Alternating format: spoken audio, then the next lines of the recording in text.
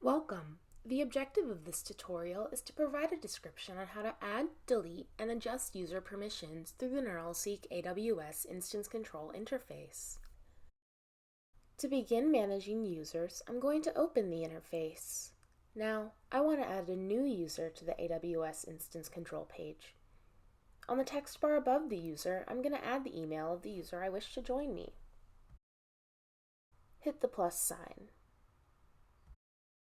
Now that our new user is listed, let's click the plus button next to their name and choose which instance they can access.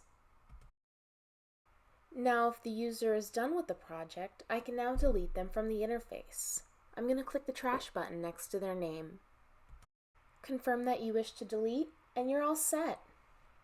And that's how you manage your users within NeuralSeek's AWS Instance Control. You're one step closer to empowering your business and your customer care experience.